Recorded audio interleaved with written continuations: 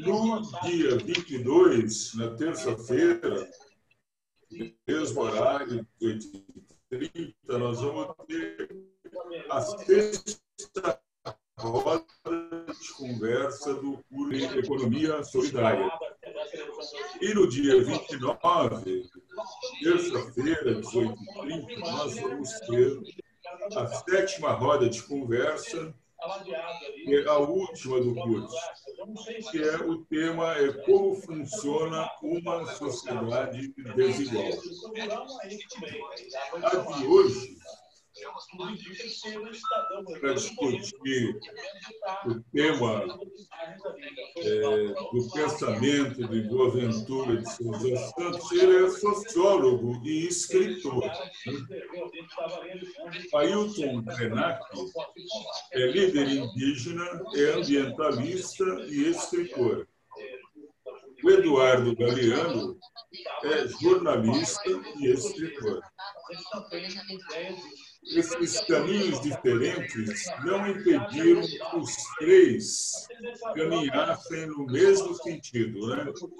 De buscar um projeto civilizatório não só para o Brasil, mas para toda a humanidade. Esse foi o objetivo deles a vida inteira, e ainda está sendo do Boaventura e do Krenak. Eu vou passar agora a palavra para a Márcia, que vai apresentar a Júlia e o Guilherme.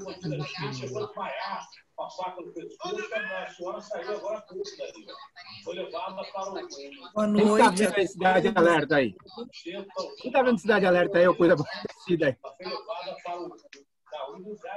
Boa noite. Márcia, pede para as pessoas desligarem o microfone. Tem muito ruído, muito ruído. As pessoas estão com o microfone aberto ainda.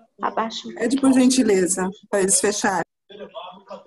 Márcia, o host pode silenciar todo mundo. E depois liberar quem vai falar. Bom, boa noite a todos e todas. É com muito prazer que a gente recebe a Júlia e o Guilherme, né? Nós estamos, tanto eu, Guilherme e Júlia, nós participamos do Núcleo de Pesquisa de Políticas Públicas na Unifesp, Baixada Santista, e é um prazer enorme estar com os dois aqui apresentando os pensamentos do Boaventura, Krenak e Galeano. A Júlia é graduanda em Nutrição, militante do Fórum Popular da Natureza, em que atua no grupo de trabalho de formação e integrante da Frente Ambientalista da Baixada Santista.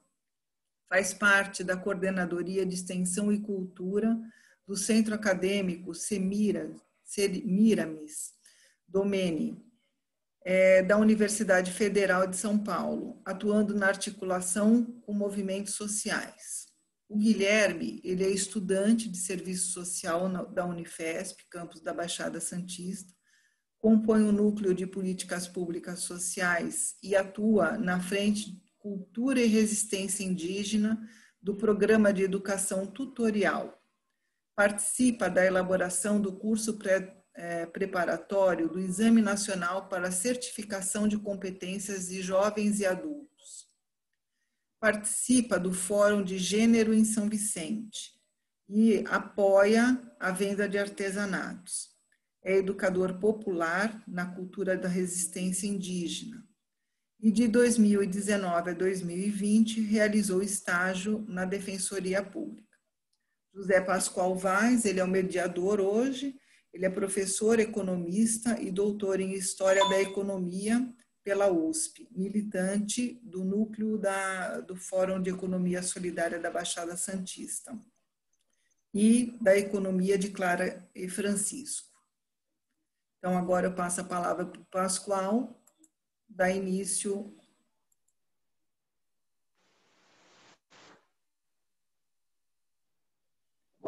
Seu áudio, Pascoal. Consegui abrir. Bom, é um prazer enorme ter o Guilherme e a Júlia aqui. Acho que vai ser um evento muito agradável que nós vamos ter, de muito conhecimento. E eu quero ver quem é que vai começar. Eu não sei se é o Guilherme, se é a Júlia. A gente não combinou isso antes. Terrível, né? Muito chato, meu Deus.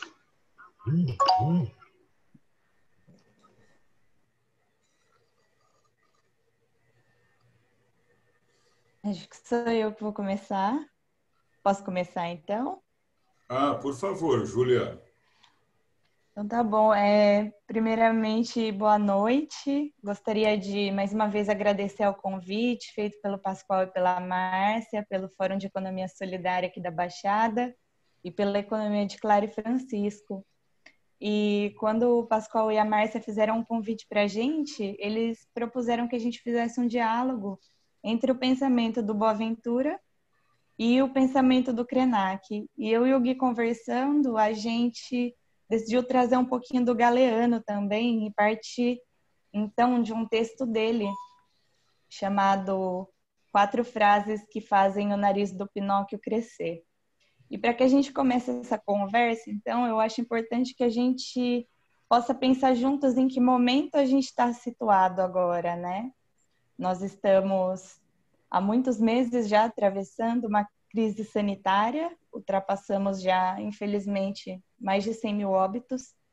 E essa crise sanitária que a gente atravessa, ela vem inserida num contexto em que já estava posta uma crise econômica, uma crise ecológica e, por que não dizer, uma crise humanitária também, né? Uma crise dos nossos valores enquanto humanidade.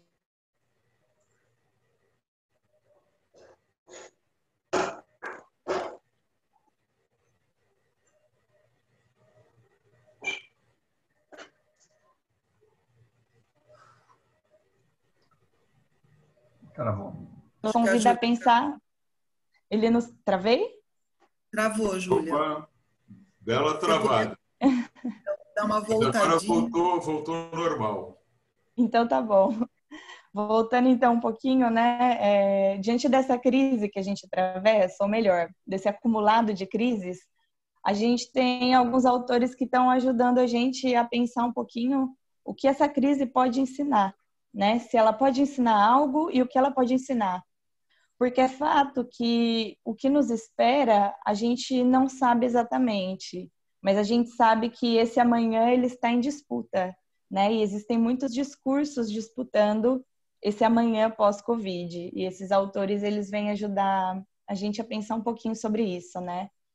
O Krenak, ele traz para a gente uma cosmovisão muito interessante que coloca a crise que a gente está atravessando, a crise sanitária, como uma resposta da natureza ao modo de vida que a gente vem construindo até então, né? A gente sabe que o impacto que a nossa biodiversidade vem sofrendo, ele é crucial para o que a gente está vivendo, né? Não só o coronavírus, mas outros vírus vêm surgindo a cada dia devido ao desequilíbrio do nosso ambiente. E esse desequilíbrio, ele tem um papel humano crucial, né? Então, o Krenak traz para a gente como se essa fosse uma resposta da natureza, para fazer a gente pensar um pouquinho se o modo de vida que a gente vem construindo, ele é sustentável, e se a forma como a gente vem se relacionando com a natureza, enquanto humanidade, tratando a natureza como um valor a ser expropriado, a ser explorado e transformado em mercadoria, é uma forma viável de se viver. E a resposta que ele coloca é não, né? Entretanto, ainda assim, a gente precisa fazer alguns recortes nisso. E é onde... Travou de novo? Não, agora não. Então tá bom.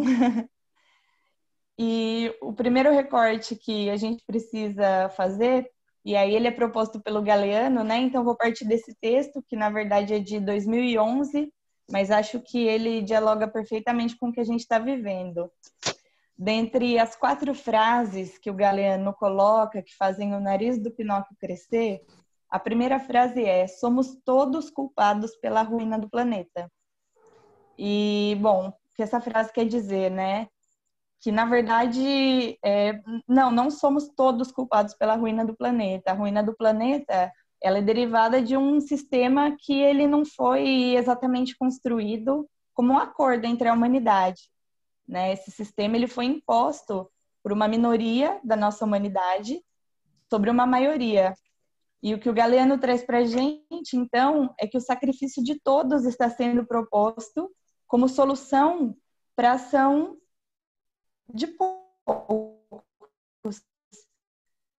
né? Então, uma das coisas que ele traz para a gente, por exemplo, é um dado de que 20% da humanidade comete 80% das agressões contra a natureza. Então, essa acho que é a primeira coisa, porque nós possamos subsistir, né? Um modo de viver construído para que uma minoria possa decidir como as coisas acontecem, decidir o futuro do planeta. Nos países do Sul, nos países latinos, recebemos como promessa o ingresso ao primeiro mundo, ao modo de viver nas grandes potências, como se essa fosse a forma desejável de se viver, né? E a gente sabe, na verdade, que o nosso planeta ele não está preparado, ele não tem condições de suportar que toda a humanidade possa viver e possa consumir como as camadas privilegiadas da nossa sociedade consomem e vivem. Entretanto, o nosso imaginário ele é profundamente colonizado por essa perspectiva de que existir é consumir, de que para a gente ser alguém, a gente precisa estar sempre consumindo, a gente precisa sempre estar inseridos nesse modo de viver que nos define através daquilo que a gente tem, aquilo que a gente pode comprar, aquilo que o dinheiro pode nos oferecer. E dessa forma também a gente vem se relacionando com a natureza, né? Tratando ela como se fosse um recurso que pudesse ser infinitamente explorado. E aí o Krenak fala um pouquinho, por exemplo, sobre como o Covid nos ajuda a pensar a nossa relação com o ar, né? O ar que a gente vem poluindo tantas vezes e com tamanha intensidade aqui na Baixada agora, por exemplo. A gente atravessa a tentativa de instalação de uma incineradora de lixo, né? Como se o nosso ar já não fosse poluído o suficiente.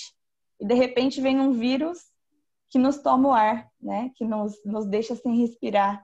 Que, quando impacta a saúde humana, ataca, em especial, o sistema respiratório, né? Nos mostrando a centralidade que esse elemento tem. E que a gente não considera, né? A gente acha sempre que as coisas que importam são as coisas que podem ser compradas, que podem ser transformadas em mercadoria. E o ar não deveria estar à venda, né? Mas o nosso ar tem estado à venda dia após dia. Não só o nosso ar, como a nossa água também. Então, os nossos rios vêm sendo envenenados, né? As nossas águas vêm sendo contaminadas dia após dia. E isso parece ser algo normal. Falando um pouco novamente sobre a crise do Covid-19, né? A crise sanitária que a gente atravessa, a gente tem um dado recente de que o coronavírus é 10 vezes mais letal nas periferias. E um dos grandes motivos pelos quais isso acontece tem a ver com saneamento básico. Então, a gente pensar que a água que compõe a maior parte do nosso corpo, que está presente em cada uma das nossas células e que está presente em tanta abundância no nosso planeta, ela ainda é um fator limitante para a própria subsistência das pessoas, para a própria existência.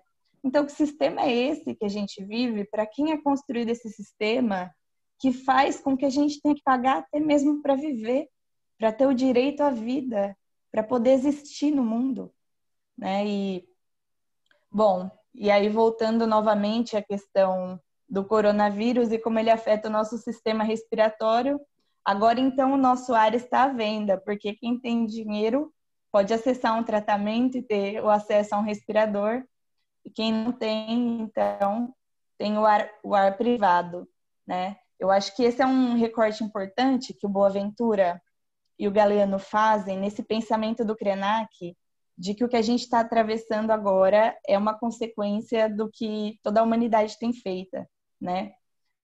O Galeano, ele traz uma frase que eu acho muito impactante, que aqueles que realmente estão depredando política, que é genocida, e que escolhe quem mata, escolhe quem priva, escolhe quem coloca a deriva, e querem colocar a gente como os grandes responsáveis, mas a gente precisa lembrar que, apesar de haver uma responsabilidade individual, a gente tem um fator sistêmico importante aí.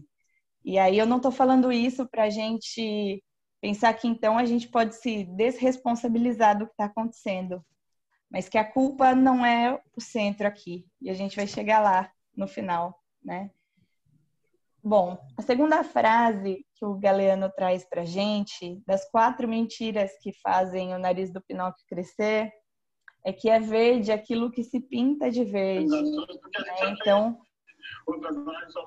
falando um pouquinho agora sobre as disputas que o discurso ambiental atravessa, assim como as disputas para esse futuro pós-Covid, todo mundo concorda que o planeta está em colapso e que então a gente precisa fazer algo a respeito. E é nesse sentido que surge então o discurso do desenvolvimento verde, né? O discurso de que é possível a gente pensar uma economia capitalista que seja uma economia verde, uma economia de bem com o nosso ambiente, né? Então, a gente vê, por exemplo, eu gosto muito de trazer a questão da alimentação, por estar inserida na nutrição, e a gente tem agora, por exemplo, as grandes empresas frigoríficas oferecendo opções de carne do futuro, né? Então, são produtos feitos em laboratório. Agora surgiu também uma história de frango impresso em impressora 3D. E esses produtos eles se apresentam como uma alternativa sustentável para o nosso modo de comer. Então, se comer carne é um problema para o meio ambiente, por que não a gente se apropriar desse discurso que está em disputa e oferecer uma solução a partir da indústria também, né? E a gente tem visto também isso na indústria do plástico. Então, as mesmas empresas que estão produzindo plástico, jogando microplástico em toda a nossa atmosfera, agora vêm como solução as sacolas biodegradáveis, por exemplo, né? E, enfim, eu estou trazendo isso para que a gente pense um pouco se isso é viável, né? Se é viável pensar o sistema que a gente tem agora, só que disfarçado de ecologia, né? E aí o Krenak, voltando para ele um pouquinho, ele vai falar para a gente que viver uma vida sustentável é vaidade. Por que ele fala isso, então? Que viver uma vida sustentável é vaidade? Porque muitas vezes essas alternativas que as grandes empresas oferecem para a gente como alternativas ecológicas são um modo da gente sentir que está tendo um estilo de vida que é sustentável, um estilo de vida que é ecológico e que isso é suficiente, né? Que apenas mudando os nossos hábitos, a gente consegue, de alguma forma, reverter o colapso que a gente está vivendo. Mas, bem, assim como esse colapso, ele não é resultado simplesmente das nossas ações individuais, mas de algo que é muito maior e sistêmico, a solução para isso também não se garante simplesmente na nossa mudança de hábitos, né? Então, o que eu queria trazer aqui, na verdade, no final disso tudo, é da gente tentar pensar. Então, se o que a gente está vivendo é um problema coletivo, é um problema que não foi criado por nós, mas que é sustentado a partir das nossas atitudes, porque é um sistema que condiciona o tempo todo para que a gente viva desse modo, o que a gente pode fazer para pensar novas alternativas, né?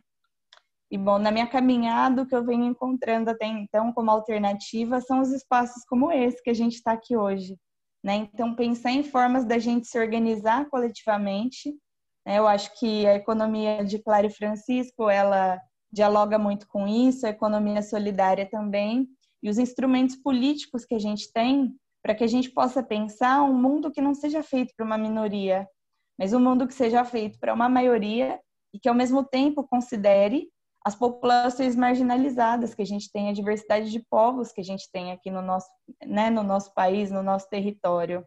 Então, a gente pensar um desenvolvimento que, ao mesmo tempo, não integre as populações originárias que estão sujeitas à consequência desse desenvolvimento, não é sustentável de fato, né? A gente pensar a construção de uma sociedade que não considere que a natureza não pode ser vendida, que a natureza não pode ser saqueada, que ela não pode ser mais um recurso a ser explorada, não é não é viável, simplesmente não é viável, né? Não é um mundo possível.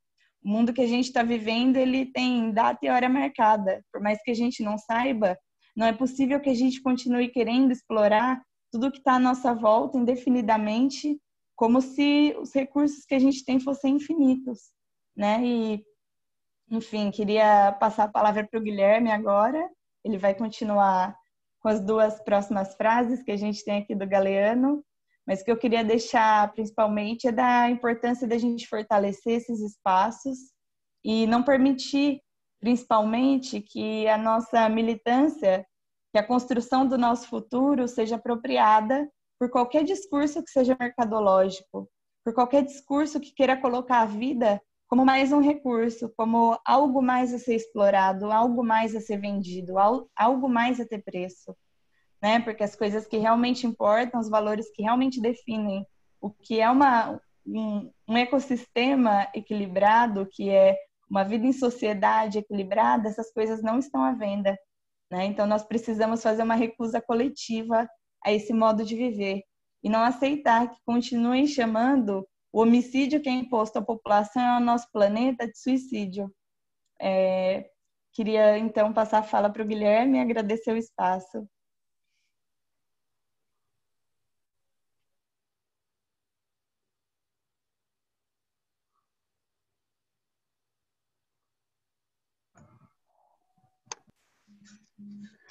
Boa noite. Eu fico muito feliz de estar participando desse espaço aqui, porque ao se aproximar do pensamento de Boaventura, nós vemos que são espaços como este, que são espaços de possibilidade de criação de uma outra sociabilidade, do que eles chamam de sociabilidade alternativa, né? E o que a Júlia diz me provoca a pensar um monte de coisa, né? E esse convite me deixou bem alegre, tanto quando conversei com o Pascoal quanto com a Márcia, porque são 3 autores, Galeano, Boaventura e Krenak, que estão na garganta, né? Pelo menos na minha, e tenho muita vontade de comentar sobre esses autores, porque penso que eles vêm contribuindo, né? E tanto Boaventura quanto Krenak, eles nos levam a outras referências. E é muito interessante de ver o semblante do Krenak nas suas palestras, que é sempre um olhar de uma pessoa tranquila, mas atenta à realidade, né? Eu fico pensando se essa tranquilidade não é o excesso de bagagem que ele tem, de tanta coisa que ele já viu, e isso me motiva a buscar, né, o que ele escreve. Isso me fez pensar também professores e também quem não é professor ou professora está em contato com a juventude, que é a minha geração, que também é a geração da Júlia, imagino, eu digo por mim, mas eu imagino que a nossa, né, sabe muito pouco do período de redemocratização do Brasil. É necessário resgatar todos que estavam envolvidos, seja Betinho, seja Krenak, tantas outras lideranças, indígenas ou não, porque a carência sobre esse período faz com que a gente se situe num contexto de desespero. E quando a gente vê que tantas pessoas que são nossos contemporâneos participaram ativamente desses processos, a gente vê que o amanhã não está à venda mesmo, né? Que é possível resistir. E, né, a terceira frase do Eduardo Galeano, que a Júlia falou as 2 primeiras, eu começo da terceira, dando continuidade a esse pensamento dela, entre o capital e o trabalho, a ecologia é neutra. E aí fiquei pensando nos espaços políticos em que participei, em que houve o debate da ecologia. E todos eles vieram com o estandarte do ecossocialismo, né? E, ok, sempre foram experiências que me provocaram pensar algumas coisas, mas me parece que a gente precisa fazer uma tarefa de casa. E a tarefa de casa não é castigo, a tarefa de casa é trabalhar, ir atrás, né? E aí fiquei pensando sobre o capital e o trabalho, e quais foram as bases que os sociólogos pensaram o capital e o trabalho, e que levaram, no caso do Galeano, a pensar que a ecologia não é neutra. Parto de Walter Rodin, Walter Rodney, que é um escritor da Guiana, e que ele explica como a Europa subdesenvolveu a África, né? Enfim, no seu texto, principalmente, ele descreve o que é desenvolvimento nesse contexto de uma sociedade, né? Uma sociedade ainda não capitalista, em termos sociológicos. O desenvolvimento é a maior perícia. É a capacidade de uma coletividade de ampliar as suas possibilidades de subsistência. Certamente, essa maior perícia, essa capacidade de subsistir, ela é base das estruturas políticas das sociedades. E aí eu estou falando de sociedades que, historicamente, são muito anteriores à existência do capitalismo, né? Para a gente pensar sem tabu, o que é o desenvolvimento social, né? Então, a sobrevivência está relacionada a fenômenos naturais, fenômenos que, no caso, não são fenômenos, mas de conflitos entre inimigos humanos. E, por fim, a gente pode dizer que o desenvolvimento social é sinônimo de aptidão de conservar a independência de um grupo social. Então, uma sociedade milenar ou moderna, ela se define como desenvolvida pela sua capacidade de se conservar enquanto um grupo social, ou seja, de manter as estruturas políticas do ponto de vista externo e interno. E aí, no caso da Europa Ocidental, isso levou à sociogênese da razão, certo? Que levou ao aprimoramento do domínio humano sobre a natureza, né? Basicamente, o aprimoramento desse processo leva à tecnologia, e a tecnologia leva à fabricação de instrumentos, né? Esses diversos meios sofisticados de sobrevivência. Isso acontece quando, em um determinado momento, a humanidade interessa, no caso, a humanidade não, mas determinadas coletividades, a estabelecer-se numa determinada região. Então, não interessa mais ser nômade na história, né, dessa sociedade. Interessa se estabelecer num lugar fixo. Se estabelecer num lugar fixo depende da capacidade de sobreviver naquele local, ou seja, de interagir com aquele meio ambiente, que se torna, mais tarde, o domínio sobre a natureza. Como exemplo, Walter Rodney pega 12 anos depois de Cristo, que se a gente for pensar no nosso calendário, a gente vai se situar ali próximo do período de surgimento do profeta Maomé e tudo mais, e ele cita o sistema manufatureiro chinês, que naquele momento já existiam barcos, sedas, porcelanas e investigação científica. Então, nesse período, aqui, é um exemplo do que nós chamaríamos de mercantilização, né? Basicamente, é um momento em que as forças produtivas chinesas estão altamente desenvolvidas. Só um detalhe, não são as forças produtivas chinesas, são as relações produtivas chinesas, e a gente pode discutir o que é isso. E aí, Karl Marx vai analisar os estágios de desenvolvimento da Europa. Necessariamente, nos estágios de desenvolvimento da Europa, no período pré-feudal, existiu ali uma busca pelo estabelecimento em determinadas regiões. Mas o período feudal é marcado pela exploração de minérios, que possibilita uma maior acumulação de riquezas que provém da terra, ou seja, um domínio sobre a terra extremamente sofisticado. Não é mais um simples domínio da agricultura, é um domínio da terra e dos bens que ali existem, né? E aí o período pré-feudal é chamado de período esclavagistas, que o maior exemplo é o Império Romano, né? O império em que há um domínio, em que há um soberano, e há diversas pessoas e grupos diferentes dentro desse império que servem como servos, que mais tarde serão servos dentro do sistema feudal, né? Basicamente, o que faz esse autor problematizar essa relação pré-feudal e cita a China novamente para dizer que o período pré-feudal chinês não, e o período feudal chinês não foi substituído por um capitalismo, que é o que aconteceu na Europa Ocidental e que não acontece em nenhuma parte do mundo. Acontece apenas ali. E uma coisa que não é falada da história do capitalismo são as protoformas do capitalismo. As protoformas são as bases em que emergem. A gente sabe que o mercantilismo foi uma condição para que o capitalismo se desenvolvesse, sobretudo porque gerou o êxodo da população que vivia nos feudos. Mas o aspecto colonial desse período é muito pouco datado pelos autores da Europa Ocidental e fica muito evidente.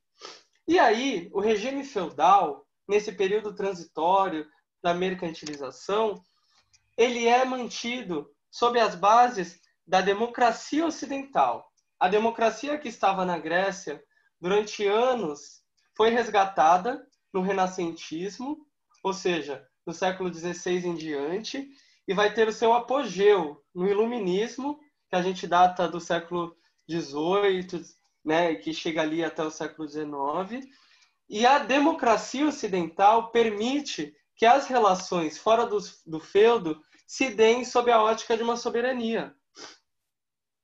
E aí, o socialismo aparece no mundo justamente para contrapor essa lógica e que a história contada a partir dos autores da Europa Ocidental considera a Revolução Russa, mas a gente pode discutir isso sobre a Revolução Mexicana. Não sei sobre a Revolução Mexicana, mas muitos militantes anarquistas me trazem essa questão e eu acho interessantíssima.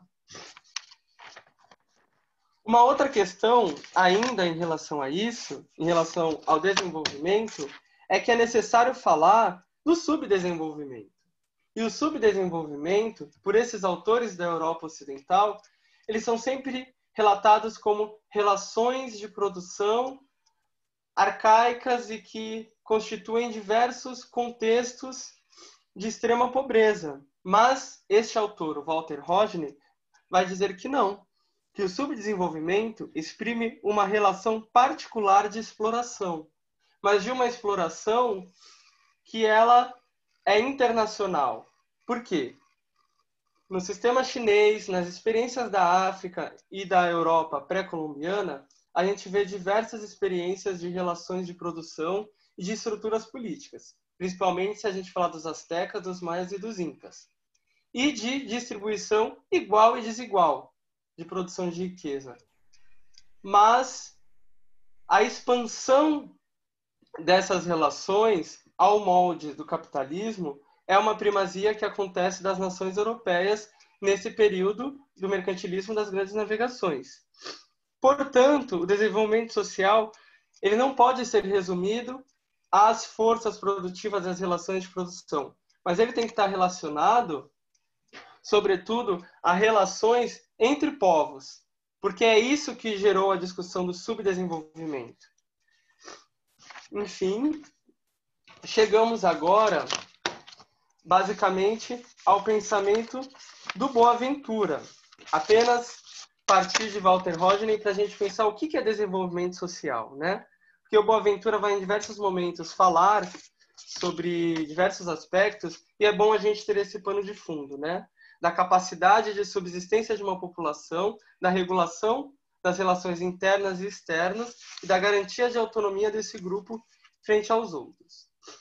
O Krenak, ele nos provoca principalmente sobre o que nós, caras pálidas, como diria a psicanalista Sueli Hulnick, que também é uma pesquisadora muito próxima de Ailton Krenak, estiveram juntos no Fórum Ciência e Cultura da UFRJ. E, basicamente, fazer uma crítica a essa ideia de natureza que nós concebemos e que é, sobretudo, problemática ao se tratar de um país como o Brasil, por ter viva a presença, né, dos povos originários, que são os povos indígenas, dos povos africanos, que, embora seja soterrada, essas duas presenças, elas se fazem no nosso contexto e a gente precisa resgatá-la em termos de uma memória continuada, que é o que Krenak nos aponta como possibilidade de resistência. uma memória continuada não como aquela ideia de cultura e de tradição com olhar retrospectivo apenas, mas uma memória que torne vivo os aspectos, né, da cultura indígena.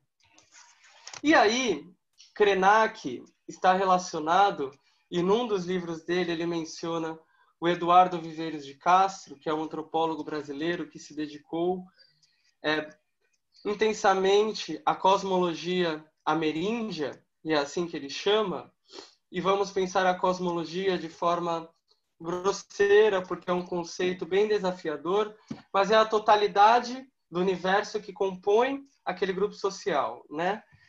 E aí, o Eduardo Viveiros de Castro, em 2016, ele denunciou no Sesc São Paulo o que ele chamou de antropo-indigenismo de Estado, que é uma visão que os antropólogos participaram muito para constituir essa visão, que é observar os povos indígenas num lugar estanque, ou seja, olhar para os povos indígenas e dizer: tem um lugarzinho para vocês aqui, na nossa cosmologia euro-ocidental. E isso vários grupos fazem e nós fazemos constantemente de forma sutil. E aí o Krenak nos provoca a ultrapassar esse pensamento e pensar com. Viveiros de Castro cita a Donna Haraway ao dizer que importa bastante pensar que ideias usamos para pensar as ideias dos outros. Então, eu já chego no quarto ponto, né? Na quarta frase que faz o nariz do Pinóquio crescer, que é: a natureza está fora de nós. Por que pensamos assim, né? Por que pensamos que a natureza está fora de nós? E eu fiquei me questionando isso com o desejo de ultrapassar esse pensamento.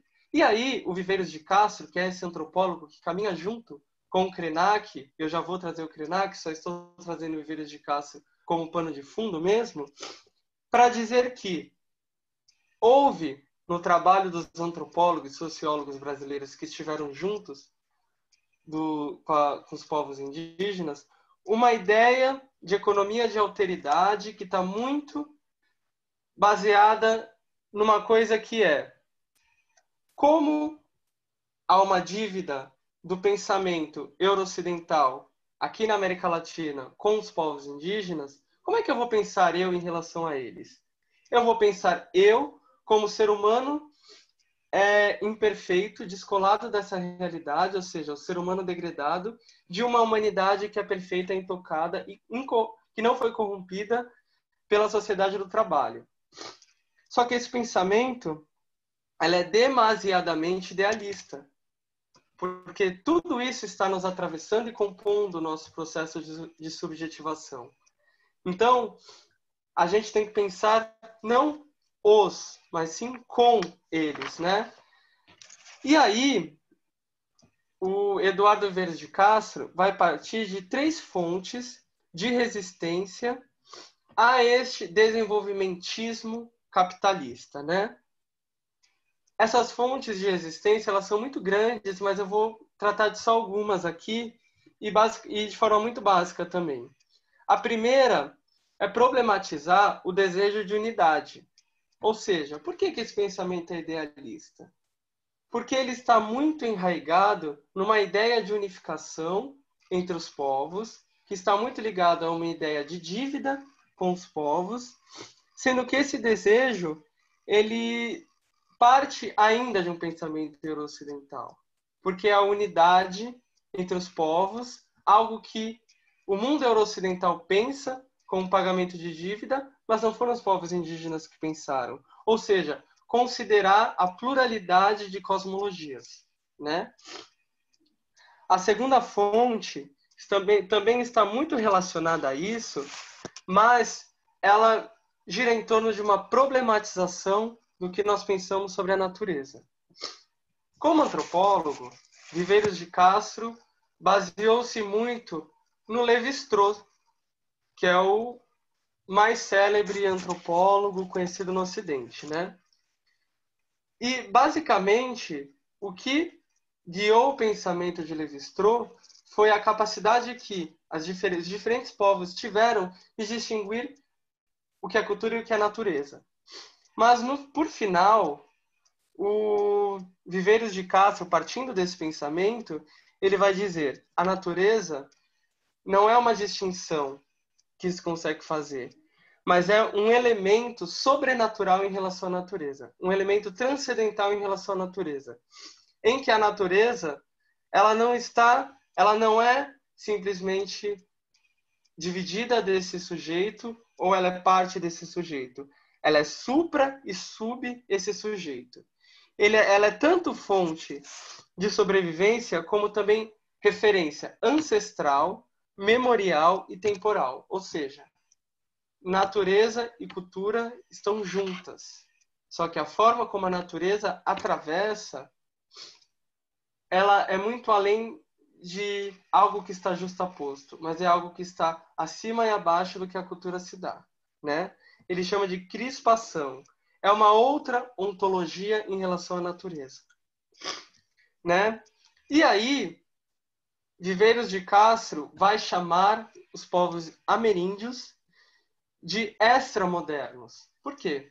Porque eles estão fora desse contexto da modernidade europeia, que aqui não há adjetivo nenhum para moderno, mas sim moderno enquanto tudo que emerge após o renascentismo, após o iluminismo, que tem a cidade como um atravessador e que tem ideias que são embasadas por diversos conceitos que vão aparecer aqui, principalmente quando a gente tratar diretamente do Boaventura, mas que tem o antropoceno, que tem o homem no centro das relações do universo, né?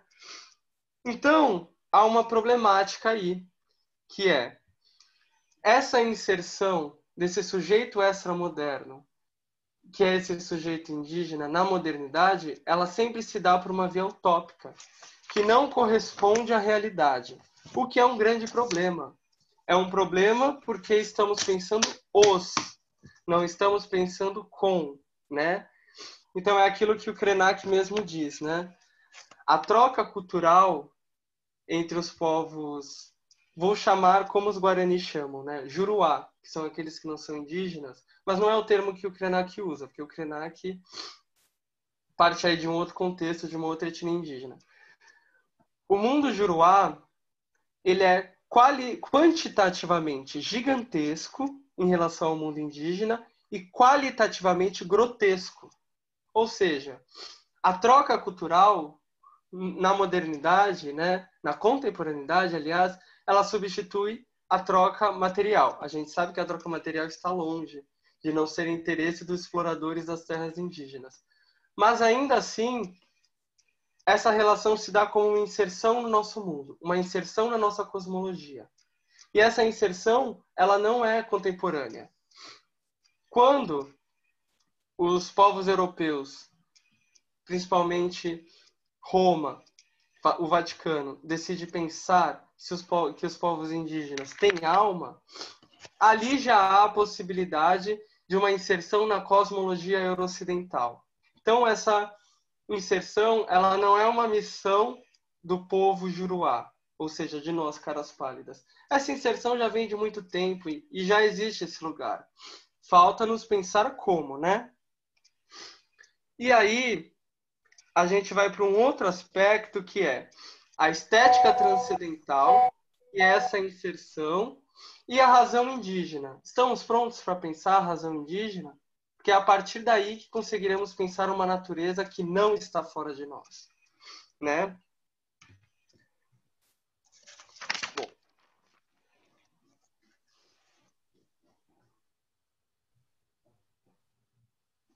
Então, esse antropo-indigenismo de Estado, que é um grande palavrão, e é um palavrão não porque é uma palavra grande apenas, mas é porque o seu efeito é um palavrão, ele aponta para um mimetismo político, ou seja, para a conservação das relações entre indígenas e povos Juruá. Então, não dá possibilidade de uma troca real, de uma interação real. Ou seja, ainda não há um contato com essa outra cosmologia que vai nos permitir pensar se a natureza está ou não fora de nós. essa cosmologia, outra, que é a cosmologia ameríndia, que Viveiros de Castro traz, que Krenak dialoga com isso, ela coloca em xeque uma coisa: a instabilidade do conceito de humano, certo? E aí essa instabilidade do conceito de humano coloca em xeque muitas coisas que nós viemos ao longo dos anos se baseando, né? Então, o que acontece? Um exemplo, né? Quando é dito que o peixe é gente, é pensado gente não do ponto de vista humano, mas gente do ponto de vista de uma coletividade, de um clã. E as traduções que a historiografia aponta sempre faz uma leitura do que é tratado de forma grosseira, impedindo as trocas possíveis entre essas duas cosmologias, né?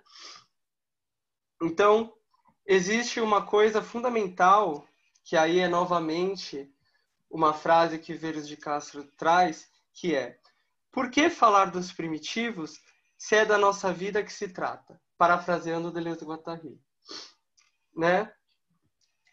E aí é uma provocação que na palestra que ele deu no Sesc em 2016, ele disse que ele inverteria o ponto de interrogação e ele colocaria no meio. E ele ficaria assim: por que falar dos primitivos? E a resposta é: porque é da nossa vida que se trata. E a nossa vida já está esgotada, né? E a gente não vai encontrar resposta se a natureza está ou não fora de nós, com base nos pensamentos da modernidade, né? E Krenak, ele deu uma entrevista ao coordenador da Uniperiferia, que ele falou de muitas coisas interessantes, dentre elas sobre algo que seria a florestania. A florestania é uma brincadeira com a palavra cidadania, mas para exemplificar que os povos da floresta apontam para uma relação que está para além do paradigma exclusão e inclusão. E que esse paradigma ele já está desgastado. Então, o que é pensar a florestania? É pensar uma outra sociabilidade, uma sociabilidade alternativa que o Boaventura, que já está vindo, vai tratar, mas essa relação que nós não vamos aprender com o Estado brasileiro. E ele coloca, inclusive, em xeque o que vem sido discutido sobre a constituição de uma nação brasileira. E aí ele fala que, por vezes, o encontro, né, que aconteceu durante o Brasil colonial e o Brasil império, dos povos indígenas e dos povos africanos que estavam sendo escravizados no Quilombo, por vezes é narrado como um encontro que foi consagrado por uma causa natural. Só que isso se deu por uma causa circunstancial. E aí ele ainda diz que pedir a esses povos que foram massacrados que levantem a bandeira do Brasil é de uma utopia extrema e que a gente deve dar um passo atrás para repensar como se constitui, como interagem esses três berços étnicos nesse país, né? Pensar o mundo a partir da condição indígena. Então, não pensar o indígena na condição euro-ocidental, que é o que a gente vem fazendo, e isso põe em xeque a natureza fora de nós, né? Superar a dicotomia entre mundo indígena e mundo branco. Superar essa dicotomia, algo de difícil tarefa e que faz parte de uma tarefa de casa, mas que alguns estados latino-americanos já vêm nos apresentando experiências. O Estado plurinacional boliviano tem muito a falar sobre isso. E aí, existe uma coisa que põe em xeque essas relações, que é a globalização das mercadorias e a internacionalização dos recursos, né? Essa internacionalização dos recursos, ela é o que vem sendo perpetuado e vem garantindo a perpetuação dessa dicotomia. Essa dicotomia, ela se dá nessa internacionalização dos recursos. Bom, agora chegamos em Boaventura. E o Boaventura escreveu um texto belíssimo que se chama Reinventar a Democracia. E me parece que um primeiro passo para nós, que temos o desejo de pensar essas quatro frases que fazem o nariz do Pinóquio crescer, e que temos a intenção de superá-las, mas que a gente está no início de uma reflexão, essa quarta, junto com a segunda, atualiza em nós a leitura da democracia. Embora diversas vezes eu tente fugir dessa ideia de democracia, justamente por pensar as cosmologias, mas é uma outra democracia que nos permite isso, né? Pensando que a gente está partindo de uma leitura heterotópica e não utópica. A utópica teria uma idealização no horizonte. A heterotópica vai pensar a realidade, vai pensar as forças dispostas na realidade social. Partindo delas, a gente volta à democracia, que é onde a gente parte para pensar o nosso pensamento.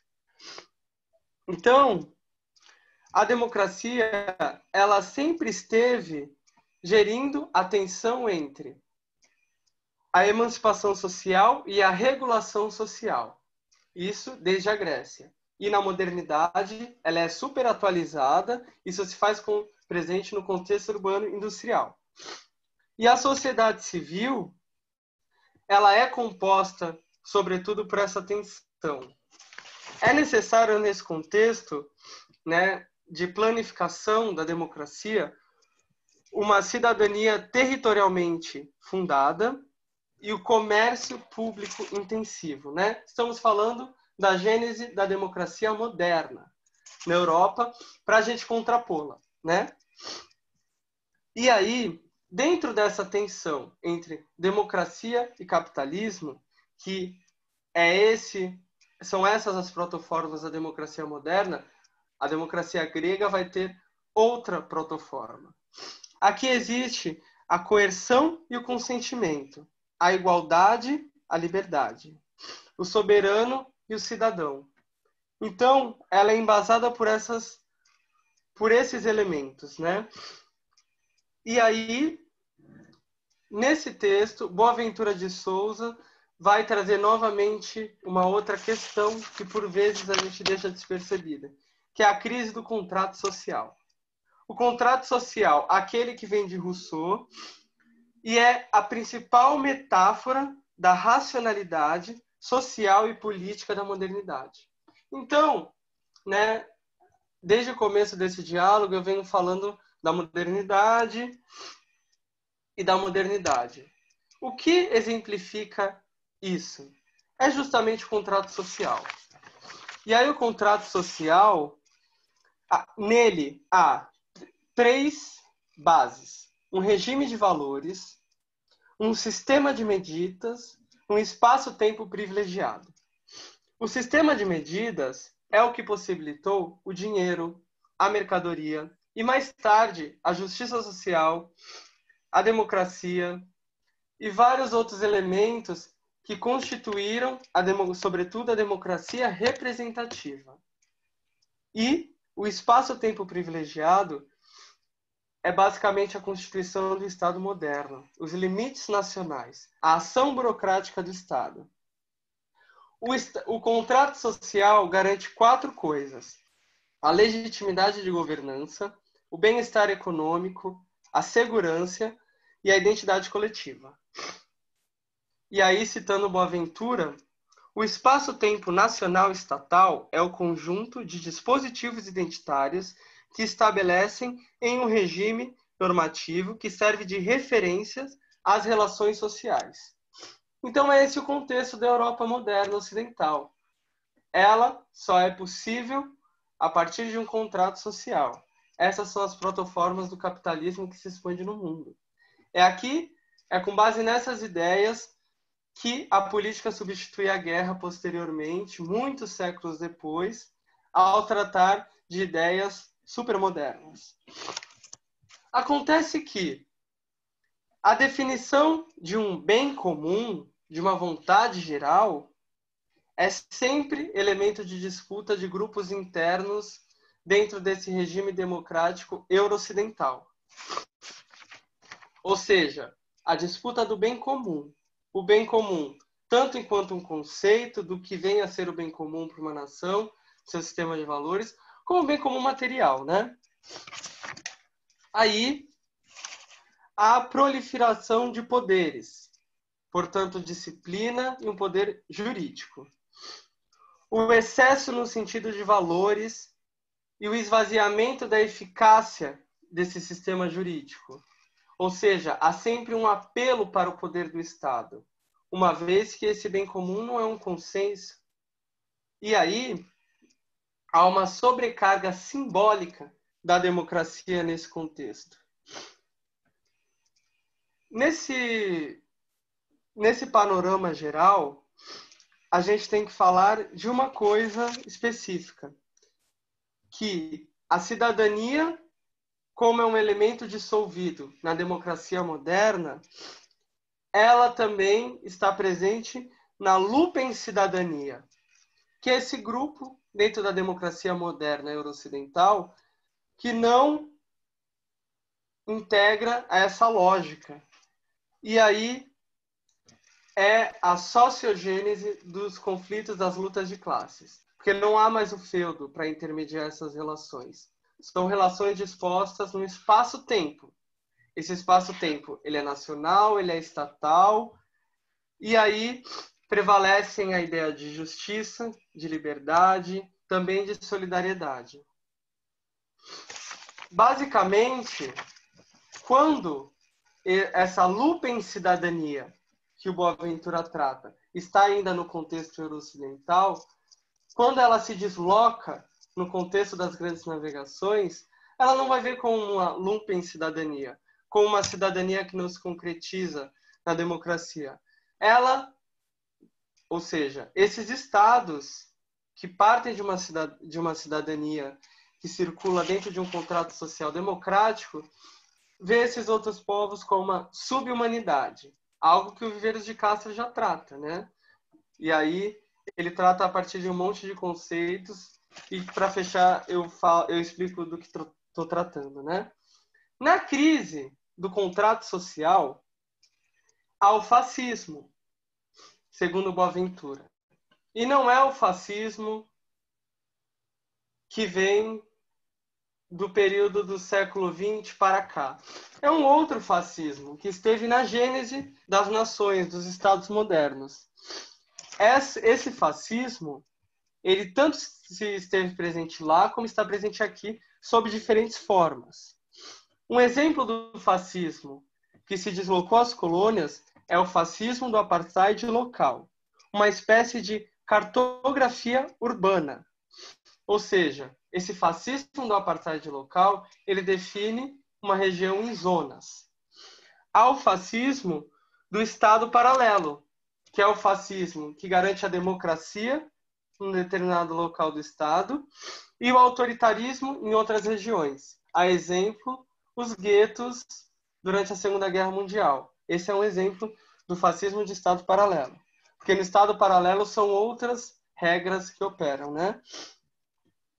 O fascismo paraestatal, que ele age sobre a coerção e a superregulação. O fascismo populista, que é quando a democracia funda-se em bases obscuras, mas populistas. Então, há um apelo muito grande, retrospectivo e prospectivo, da ameaça de uma segurança. Também há exemplo na Segunda Guerra Mundial. Paralelo a esse, ele pode ser chamado também de fascismo da insegurança. A ansiedade diante da sujeidade, ou seja, um certo atribulamento que se dá no plano do corpo do que está por vir. A sujeitade é isso, aquilo que nos torna sujeitos, né? Que nos sujeita, a grosso modo falando. E o que se perpetua nos dias de hoje, que é o fascismo financeiro. O fascismo financeiro, ele é supranacional, mas ele não é independente dos estados. porque ele depende dos estados para se materializar.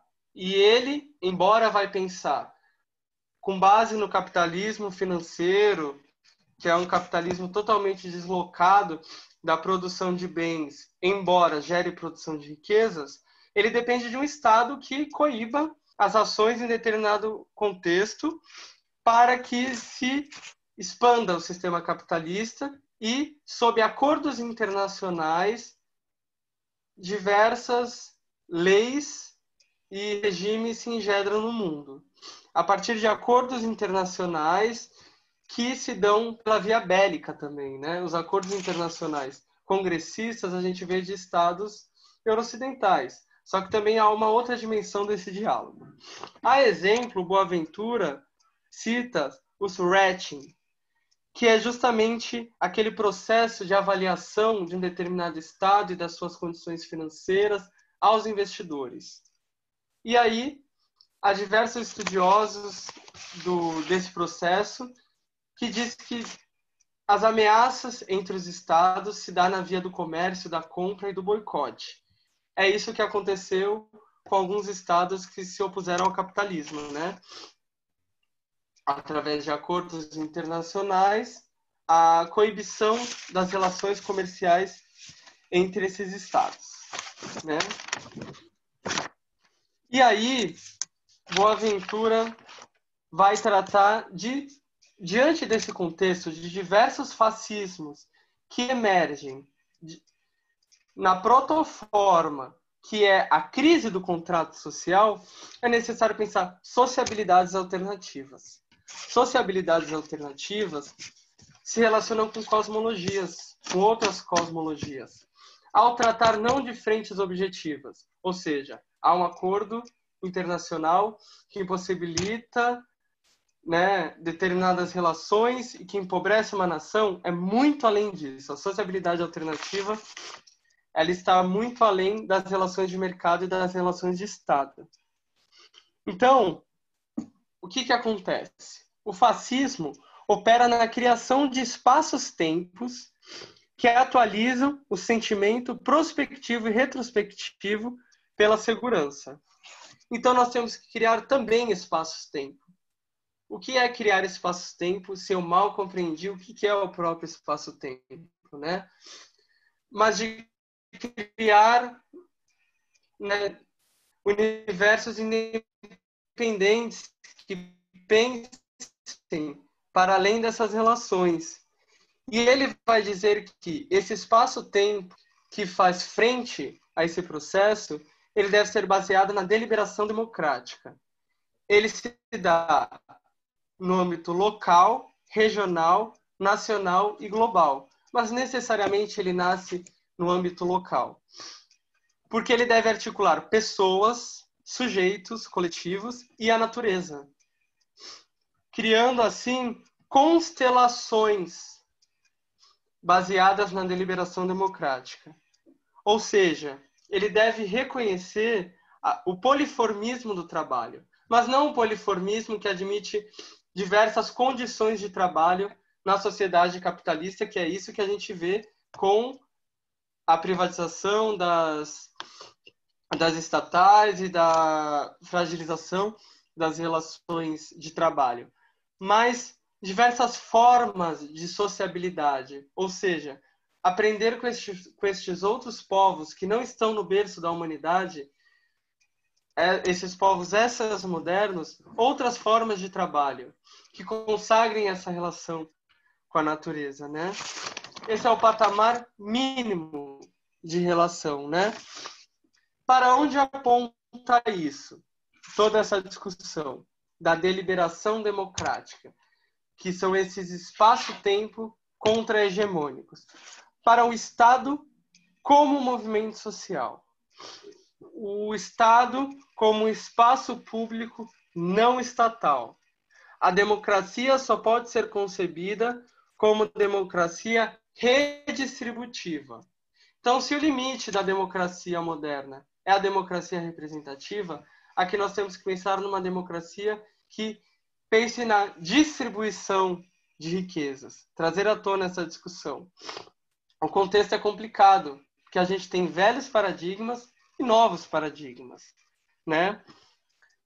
E aí, o Estado público não estatal é um estado de experimentação política. É necessário uma constelação de lutas democráticas supraestatais capazes de formar uma rede antifascista. Necessariamente, esse contexto de Estado como movimento social, ele é antifascista. E ele põe em xeque o direito internacional, os acordos internacionais concebidos, partindo do pressuposto que, na contemporaneidade, a política substitui a guerra. E que política é essa? A política do direito internacional, né? O fascismo não é uma ameaça. O fascismo está entre nós. É isso. A imagem desestabilizada que se alimenta a radicalidade da exigência cosmopolita de novos contratos sociais. Essa é a frase que o Boaventura fecha essa obra tão interessante que é Reinventar a Democracia. O que torna possível essa provocação é a obra de Galeano, né? Em As Veias Abertas da América Latina. Ali é explicado por A mais B como que o acúmulo primitivo de capital aconteceu. Então, as protoformas do capitalismo no mundo não é apenas o mercantilismo, como se as relações de mercado do mercado europeu fossem suficientes para acumular tanto capital, mas foram a exploração de outras nações, coisa que Marx e Engels consideram. Mas qual é o desafio para a gente pensar, né, tanto essa terceira quanto essa quarta frase que ele nos traz? Que essa terceira é: entre o capital e o trabalho, a ecologia é neutra e a natureza está fora de nós. O primeiro, a gente problematiza a partir das protoformas do capitalismo. O capitalismo e a sua crítica, que se expressa na produção teórica dos socialistas, como Marx, Engels e muitos outros, elas são concebidas num mundo que tem seus limites cosmológicos. E que esse limite, ele é de uma luta pela sobrevivência muito diferente dos povos que estão abaixo da linha do Equador. Pois esses povos conhecem a escassez. Pois é assim o contexto mais próximo do norte do Ártico, né? Ou seja, da Europa. Enquanto os povos a sul do Equador são os povos que têm uma outra relação com a natureza e que os astecas, os incas e os maias, como exemplo, são povos com uma estrutura política extremamente complexa. Então, pensar se a ecologia é neutra ou não nos leva antes a colocar em xeque as bases das relações entre capital e trabalho, né? Então, o capital e o trabalho que a gente conhece, euro-ocidental, ele é antagônico a um pensamento cosmológico que concebe-se como parte da natureza. E a quarta frase, que a natureza está fora de nós, é com os nossos companheiros indígenas que a gente vai aprender o que é isso, né? Que para nós é sempre uma aproximação. Coisa que Krenak e Galeano vêm nos mostrar na historiografia da América Latina que há algo muito além sobre estar fora de nós ou estar na base de nós, né? É a relação, é ser parte da natureza que a gente começa a pensar no mundo que não a destrói, porque o mundo capitalista é um mundo que necessariamente depende da exploração. Então, o Krenak até faz uma provocação, né? Que ver a natureza unicamente como recurso implica em vê-la como mercadoria também. Agora, quando você vê a natureza como parte do seu cotidiano, te leva a pensar a vida em comunidade. E a vida em comunidade, ela está muito relacionada com uma outra forma de vida que, na historiografia euro-ocidental, não é nem pré-capitalista e nem pré-feudal. né? O que a gente tem ali são outros momentos históricos.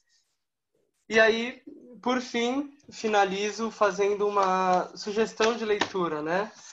Que dos textos do Krenak é o Amanhã Não Está à Venda e Ideias para Adiar o Fim do Mundo, do Walter Rodney, né?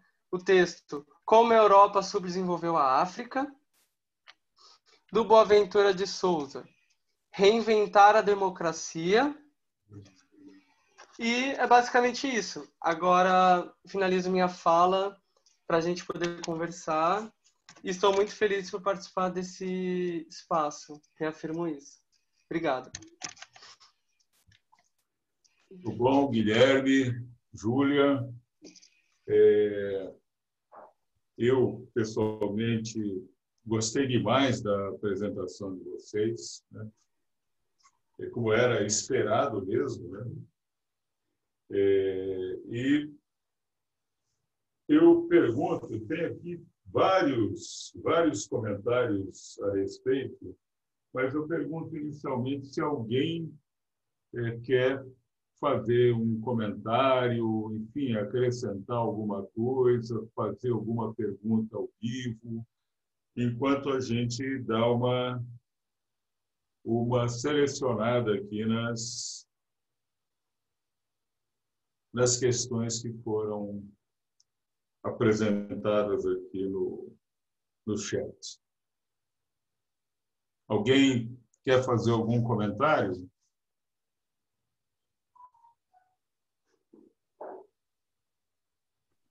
Pascoal, eu faço. Então, gostei. Foi muito bom essa apresentação, principalmente do Guilherme. Quem está falando? Ô, João, É João. desculpe. É João. Depois eu te passo o restante. Pascoal, não esquenta a cabeça. Aí, legal, legal. Não esqueci de você, não. Eu acho muito interessante o que o Guilherme colocou, e é muito importante quando ele fala de África, que a gente sabe que foram só 2 países africanos que não foram colonizados, né? Que foi a Libéria, que aí, né, os libertos dos Estados Unidos iam para a Libéria, e a Etiópia, né? E aí o fascista Mussolini, ele é extremamente igual ao Bolsonaro, de pirraça, de raiva, como os italianos tinham perdido a guerra para tomar a Etiópia no século XIX, na época da Segunda Guerra, tomaram a Etiópia, né? Tomaram a Etiópia, né? De um país que era para ser um dos maiores do mundo, como estava-se escrito, e se desenrolou. Eu queria saber do Guilherme, que aí é uma opção, é uma questão pessoal do Guilherme, vamos ver como é que ele me responde.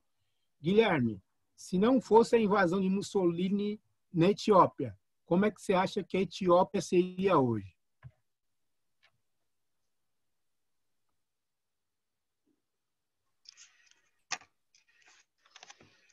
É interessante a fala que você disse sobre a Etiópia e sobre a Libéria, porque quando a gente fala de África, eu digo a gente mesmo, me colocando nesse lugar, a gente sempre fala da África como um sujeito passivo, como se ela fosse efeito das ações dos colonizadores, mas a gente pouco fala das resistências, a gente só avança falando das resistências, né?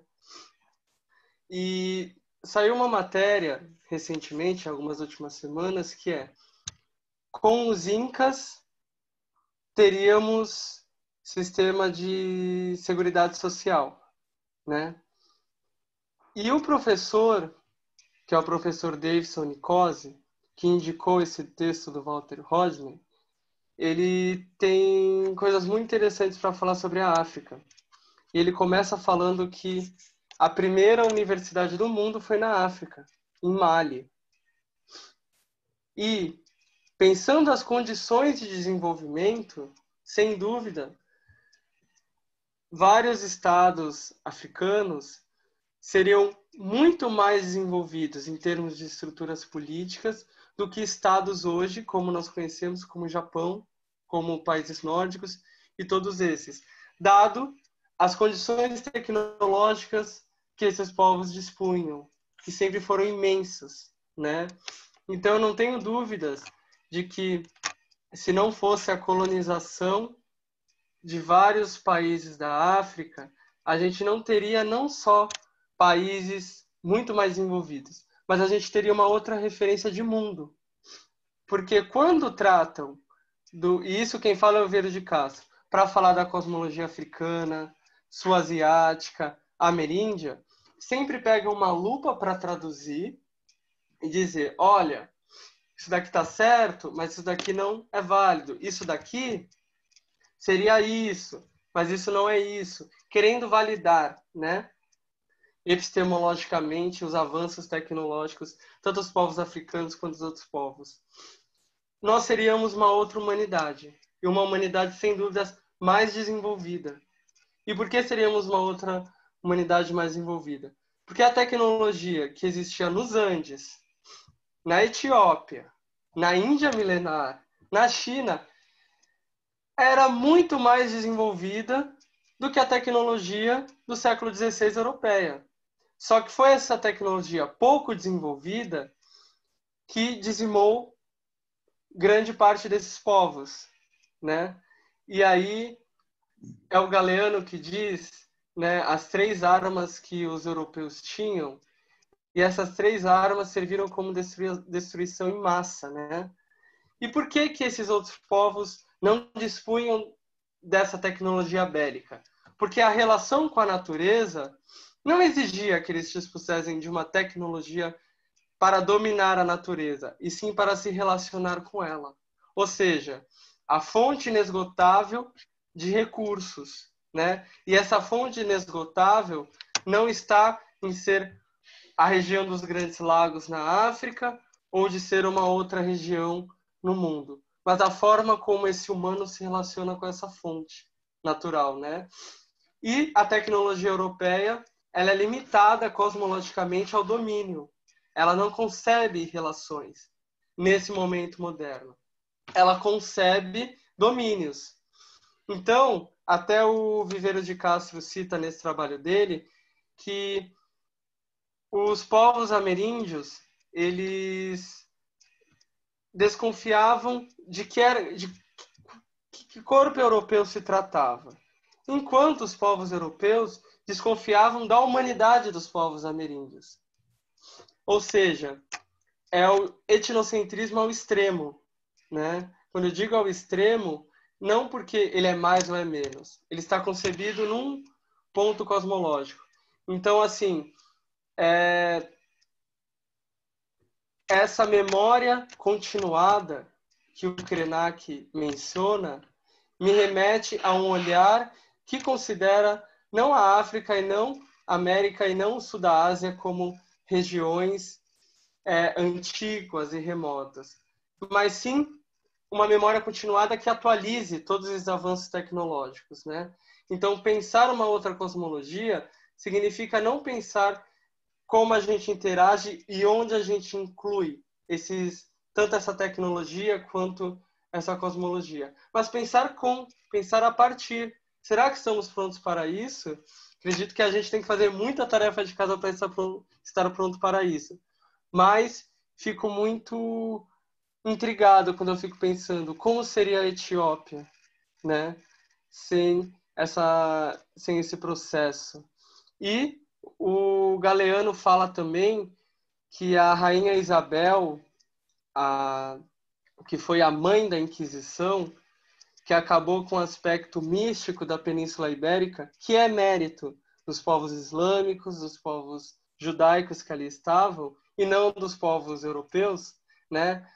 Então ela acaba com essa mística na Península Ibérica, e anos depois da descoberta da América, ela ganha de presente o continente europeu por parte do Papa. Assim como o Congo não era colônia da Bélgica, mas era propriedade particular do imperador da Bélgica.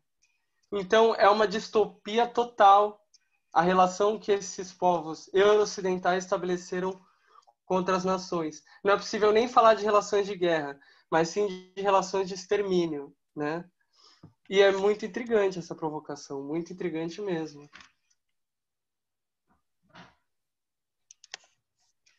Quer complementar, Júlia? Não, Gui, me sinto totalmente contemplada pela sua fala e estava aqui escutando com bastante fascínio o que você trouxe, que acho que realmente é uma provocação para a gente conseguir pensar, mas me chamou muito a atenção uma coisa que você falou, que quando a gente fala dos povos de África, a gente muitas vezes traz essa perspectiva da passividade, né? E como é importante, a história é importante não só para a gente olhar para os erros e não permitir que eles se repitam, mas também para que a gente possa reconhecer os sucessos, né? E olhar para as experiências de resistência, em especial as experiências de resistência bem-sucedidas e que quase que sempre se dão através de alianças entre povos explorados, né? Acho que olhar para essas experiências é importante para que a gente tome força a partir dos exemplos, né? E pense como se organizar e como fazer resistência também. Então, estou bem contemplada. Olha, quando eu ouço o que eu ouvi agora, né, essas apresentações tão aprofundadas, e lembro assim de cosmologia africana, ameríndia, economia capitalista verde, ou seja, uma distância tão grande entre o que a gente precisa e aquilo que é colocado rotineiramente para a gente, principalmente pela grande mídia, né? O estado que a gente tem, né? Do estado que eu digo o estágio, né? Dos nossos governantes atuais. Fica uma grande pergunta, né? Como pegar conceitos assim tão diferentes daqueles que a gente vive hoje, né? Daqueles que as pessoas conversam, há uma distância tão grande, mas tão grande, né? Que eu me pergunto o que a gente pode fazer, que nós estamos aqui. Nós chegamos a ter aqui quase 40 pessoas, mas são 40 pessoas, né? No Brasil, só no Brasil, são 210 milhões. Então, a pergunta é: como é que a gente faz para alertar as pessoas, transformar a cabeça das pessoas, né? Para essa necessidade de enxergar o mundo de uma maneira diferente? Isso aí é uma pergunta para o Guilherme e para a Júlia, mas que também está aí para todo mundo, né? O que a gente tem que fazer?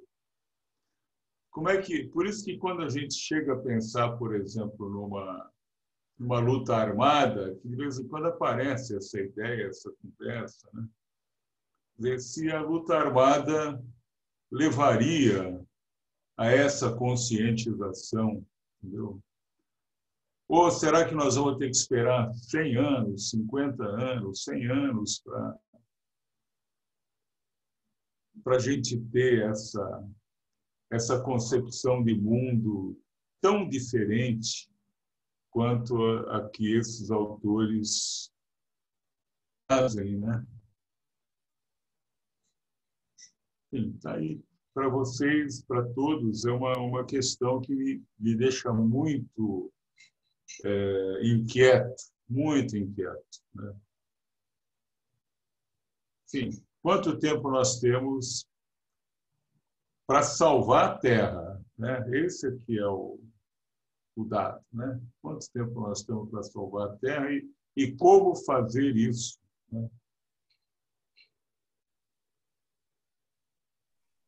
Eu vou começar então, tá bom, Gui?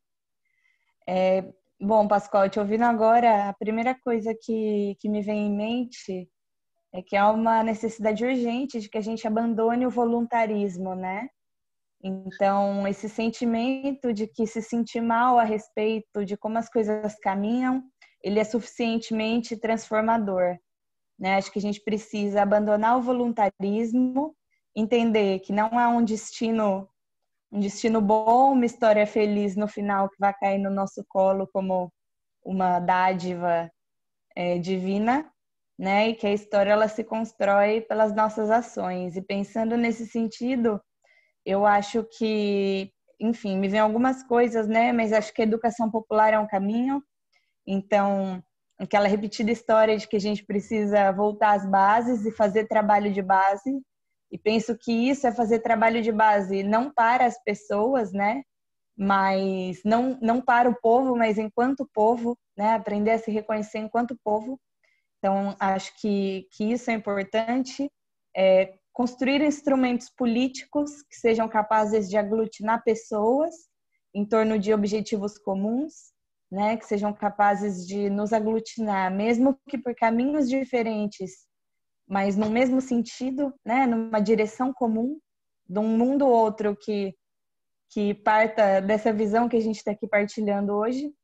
E aí, mais uma vez, né, o que eu citei agora há pouco, quando o Guilherme respondeu a última pergunta, a necessidade de trabalhar a partir de alianças. Todas as experiências de resistência que a gente tem na história do Brasil e que foram bem-sucedidas, elas partem de alianças, por exemplo, entre os povos indígenas, diferentes povos, e os povos pretos que aqui estavam e que aqui estão resistindo até hoje. Mas todas as experiências de resistência bem-sucedida que a gente tem, elas se dão por meio de alianças, né? E alianças que não necessariamente pressupõem que esses povos precisam ter a mesma visão, né? Que a gente precisa pensar exatamente igual, mas que a gente reconheça que é um fardo comum. E que se existe esse fardo comum, se a gente carregar juntos, né? O fardo diminui, o trabalho a ser feito se torna mais leve. Então, eu fico pensando isso, acho que a gente tem pouco tempo. Ao mesmo tempo, não descarto essas experiências de resistência que envolvem a luta armada, porque eu acho que em muitos momentos da história da humanidade, essa foi a alternativa que os povos puderam encontrar para se permitir subsistindo. Mas eu acho que mesmo se a revolução caísse do céu hoje, né? Eu acho que é uma necessidade de uma mudança de consciência, que sem ela, qualquer conquista que a gente tenha, ela pode ser tomada, ela pode ser revertida, né? Só a gente vê o que aconteceu aí nos últimos anos, e algumas pessoas se perguntavam como, depois de tantos anos de um governo progressista, de repente a gente se vê perdendo as eleições para esse cara que está aí hoje, né? E eu acho que nenhuma conquista que venha sem uma consciência do processo que está acontecendo, né? Sem que a gente, enquanto povo, tenha consciência da construção que a gente está fazendo da nossa história, né? Sair da alienação e conseguir se entender como sujeitos dessa história, eu acho que qualquer conquista nesse sentido pode ser retrocedida. Então, acho que a educação popular e o trabalho de base, eles continuam sendo o caminho antigo e o caminho ainda necessário a continuar sendo construído, que a gente não pode continuar. O que a Júlia diz sobre educação popular me remete a uma fala que eu escutei da Paula Sibilia e do Christian Dunker, né, sobre educação, e que no final da explanação deles sobre educação foi bem interessante. Perguntaram se era o fim da educação, né, se a educação estava ameaçada. E eles deixam bem claro que não, porque Pink Floyd, Another Brick in the Wall, se dá no contexto ocidental, né? Ali é possível falar de disciplina. Mas a educação na América Latina sempre foi espaço de potência, espaço de resistência e espaço de emancipação. Não por uma leitura etapista, mas pelas condições concretas em que a educação se coloca, né? E o caminho, para mim, também é a educação popular. E aí, quando escuto do Boaventura sobre formação de constelações, isso me remete não. ele diz disso, né? Do local, do regional, que cresce para o global. Acontece que a gente, eu digo eu, né? Conhece a militância por cima, pelas estruturas, né? Pelas organizações. E assim a gente acaba importando uma série de ideias, o que não é um problema. Mas o problema é isso tão somente, que aí nós vamos parar aquela militância de vanguarda que o Boaventura já critica. No momento em que a gente precisa ser uma militância de retaguarda. De fato, os povos latino-americanos, eles são muito bons em resistir, em sobreviver. Né? Tem até aquela frase, um povo sem pernas, mas que caminha. Mas o que eu sinto que é uma necessidade de todos nós é da problematização das condições de vida. Então, o senso de sobrevivência é muito apurado e a problematização das condições de vida, que é o que levou ao que a Júlia trouxe uma vez na reunião do núcleo, da experiência de Paraisópolis, essa é a experiência da comunidade de Paraisópolis durante a pandemia. Isso é a problematização das condições de vida. Então, nós temos força, nós temos quantitativamente uma juventude que também tem acesso a níveis razoáveis, que os meios digitais possibilitaram acesso a outras coisas, ou a escola e tudo mais, com todas as suas críticas. A informação ela não foi democratizada, mas ela foi disseminada, mas falta unir essas forças à problematização das condições de vida. E eu vou dar um exemplo, né? A maioria daqui conhece a aldeia Paranapuã em São Vicente e segue um processo de reintegração de posse desde 2016. Os últimos encaminhamentos nesse processo de mediação foi de que não poderia ser feita alteração no patrimônio natural por estar num parque ecológico, e não fazer nenhuma alteração significa não alterar uma casa que ali existe e não utilizar a terra como plantio. E aí eu não posso ler isso como eles querem que a gente leia, né? Como que o aparato do Estado quer que a gente leia, como encaminhamento jurídico.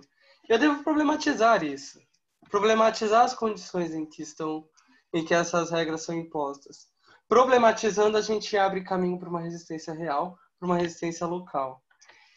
E aí é o momento de olhar para as resistências locais, porque é parte desse processo de dominação, desde o século XVI até hoje, a destruição dos poderes locais. Podemos pensar em estruturas de poder e colocar no horizonte. E aí a gente volta a falar de utopia. Uma sociedade sem estrutura, a gente pode até pensar, mas acontece que as estruturas locais estão sendo sublimadas pelas estruturas globais por meio do fascismo financeiro que o Boaventura diz. Então, um caminho é problematização das condições de vida, investimento nas construções coletivas locais. Que uma coisa que eu não falei, que é o fundamental, né? Do Krenak, do que eu parti aqui para a gente pensar, é uma entrevista que o nome é A Potencialidade do Sujeito Coletivo, a potência do sujeito coletivo, né?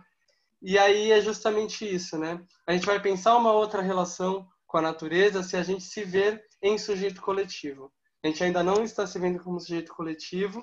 Para isso, a gente problematiza as condições de vida, a gente investe nas construções locais e coletivas, que são as protoformas dessa outra cosmologia, né? E aí eu penso que esse é o caminho da resistência. Gui, queria só trazer uma coisa que você falou, que me fez lembrar outra, né? Mas sobre a experiência de solidariedade ativa na comunidade de Paraisópolis. E acho que essa é uma outra chave também, né? Para a gente pensar formas de resistir através da solidariedade ativa. E essa solidariedade ativa, ela se distingue, né, do assistencialismo, justamente porque ela não se vê enquanto favor, mas enquanto condição nós possamos garantir que a vida continue existindo, que a gente possa se apoiar nesse fardo. E aí eu queria citar o trabalho, até completando, já puxando para uma pergunta que foi feita no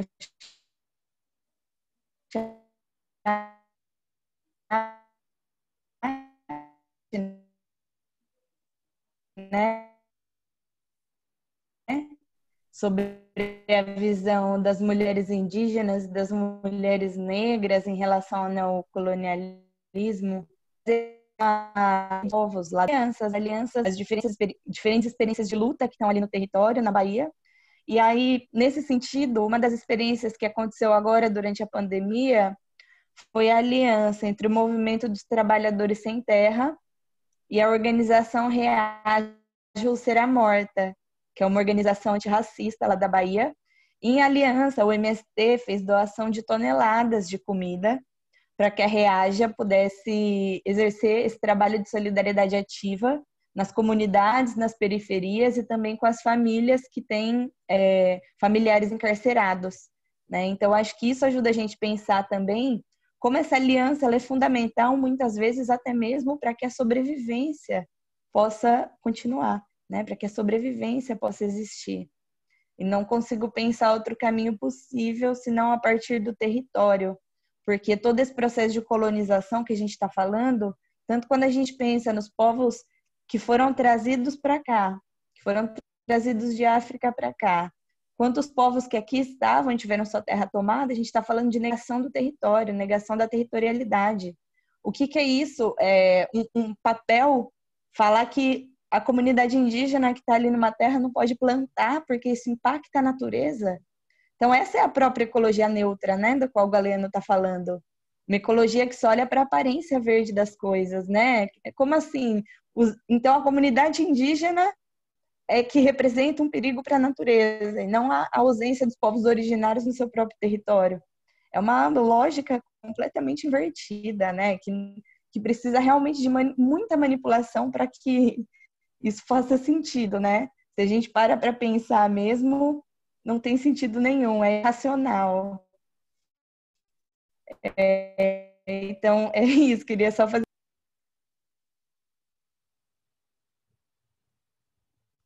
Bom, gente, já são 20 horas e 11 minutos, nosso horário era 20 horas, mas eu queria trazer aqui as pessoas que se manifestaram. Tem muita manifestação, manifestações longas, que não vai dar para ler, infelizmente. Mas eu queria lembrar o nome das pessoas que se manifestaram de uma maneira assim, muito entusiasta com a noite de hoje. O Ubaldo foi o primeiro que aparece aqui, a Cláudia Camilo. Depois nós temos a Maria do Rosário Gomes, a nossa Marô, a Luciana, a Ingrid Machado, e muitas vão se repetindo com os elogios, né? A cada vez elas colocam mais coisas interessantes. A Cláudia Camilo recomenda Ilando Filo, de Julieta Paredes.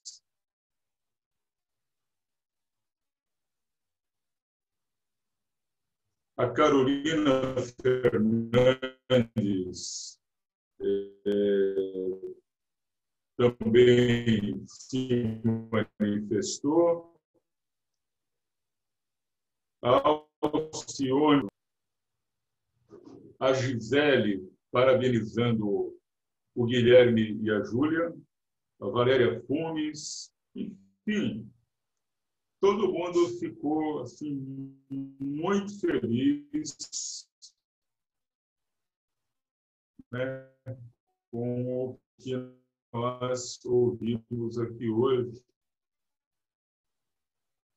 E a gente vai dando mais valor quando os jovens surgem assim, com essa força e com essa vontade de conhecer, de relacionar as coisas, de pega um autor aqui, outro autor lá, e vai, né?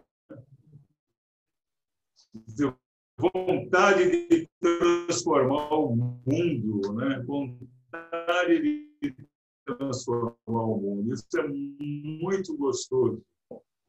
E de uma maneira consciente, né? De uma maneira com base em conhecimento, não é apenas, né, aquela coisa assim né, que vem de dentro, tal, que também é bom, mas esse entusiasmo vem embasado em conhecimento.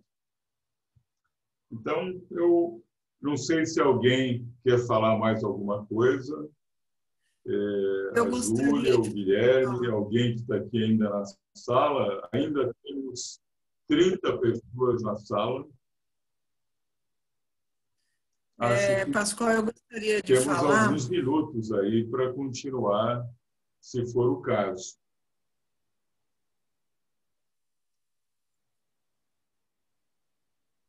Pois não?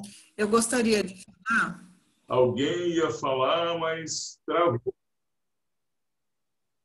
Eu gostaria de falar e agradecer muito a Júlia e ao Guilherme, porque trouxeram para a gente falas extremamente importantes, né? Principalmente para esse momento que a gente está vivendo agora.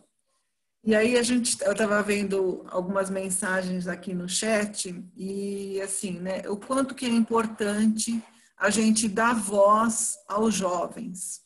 Né? Eu acho que quando a gente dá voz aos jovens, outros jovens conseguem se ver no lugar de vocês. Então, é muito importante, né, essas falas, vocês estarem nesses movimentos e estarem transmitindo todos esses conhecimentos e toda essa ideologia de vida. Né? Então, eu queria dar os parabéns e agradecer imensamente de vocês terem aceitado o convite, de estarem aqui e de terem abrilhantado, né, essa aula e mais, né, com 3 autores maravilhosos. Era isso que eu queria falar. 3 autores e mais alguns que foram sendo ao raciocínio dos 3 inicialmente previstos, né? Pascoal, eu também queria agradecer muito. Antes de você encerrar. Pois não. Eu queria agradecer muito aos 2. A gente fica muito inspirada ao ver jovens com tantos saberes e saberes de território, saberes inovadores. E queria dar uma cutucada, porque como eu sou antropóloga e trabalho com os Krenaks de Resplendor, toda vez que eu escuto a palavra Krenak, eu penso no povo Krenak, né? Então, quando fala, por exemplo, Ailton, eu sei o que é o Ailton, né? Mas quando eu falo Krenak, a primeira pessoa que vem na minha cabeça é a Irani, que a Irani não aparece tanto igual ao Krenak, mas ela tem uma fala brilhante em relação à questão socioambiental. Ela perdeu um filho, o filho deles, do Ailton e a Irani, em 2018. E o Ailton falou que ele não sabia a diferença de pai e mãe até eles perderem esse filho. E ele percebeu que a diferença é que a mãe doa todo o seu corpo e quando ela perde aquele filho, ela perde um pedaço dela. E ele não entendia isso, para ele seguia. E ele fez assim uma relação dessa perda da mãe, do filho, com a natureza, a mãe natureza perdendo aí para as mineradoras, perdendo aí os seus filhos, né? Então, achei essa fala muito arrepiante, eu queria ter trazido aqui rapidamente. Obrigada, desculpa aí. Muito bom, Cláudia. Eu gostei dessa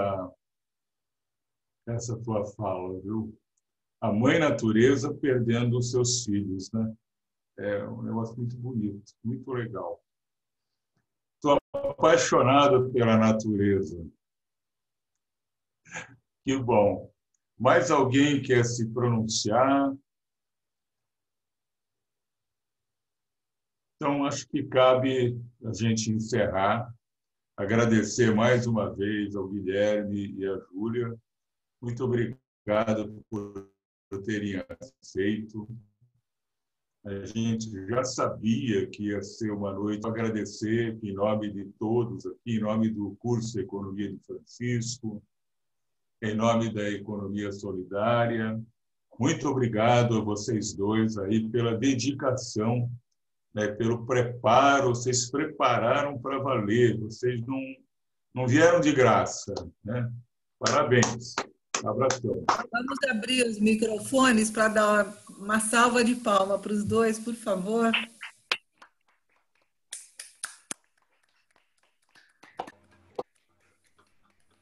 Muito bom, muito bom. Ah, foi muito bom. Parabéns, parabéns. Menino tem futuro, menino tem futuro. Com certeza. Muito bom. Eu acho que o Guilherme colocou uma resposta de África para mim muito bacana. Já tinha pensado exatamente... Eu sou militante do movimento negro, Guilherme. E exatamente nesse mesmo ponto, né? É pensar de onde que se surgiu, né? As coisas, né? De onde se surgiram as tecnologias, né?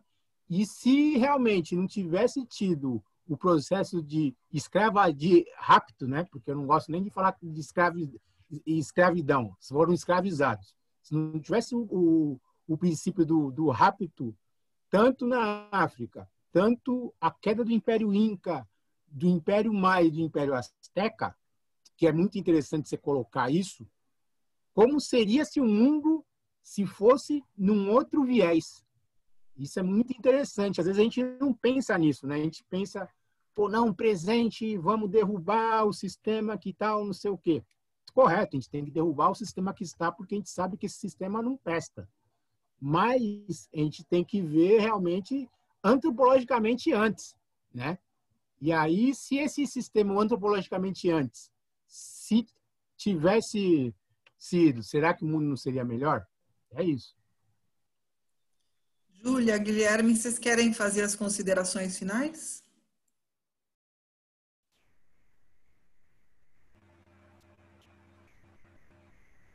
Vou começar então, tá, Gui?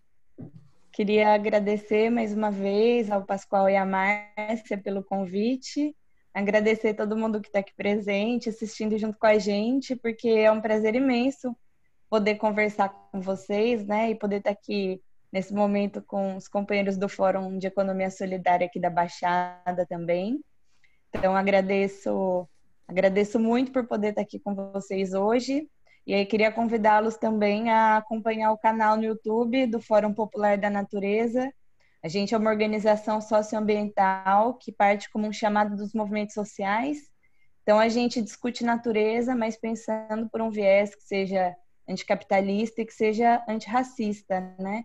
Que entende que o nosso modo de viver hoje ele não é possível de ser maquiado para ser compatível com a natureza, para ser compatível com a própria vida.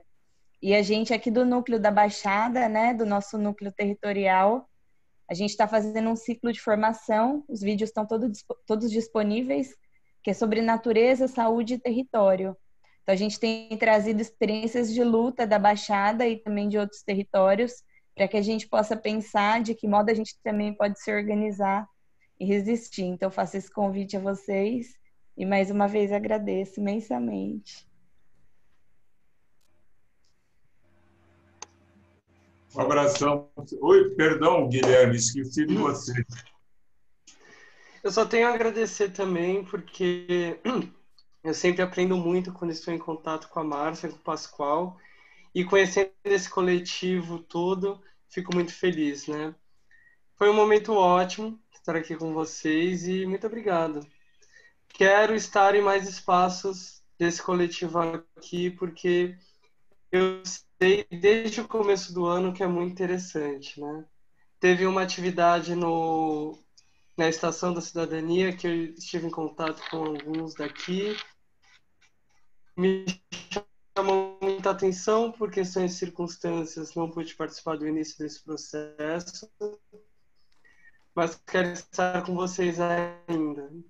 Obrigadão. Até terça-feira que vem com a Maria do Rosário. Um abraço. Tchau. Tchau.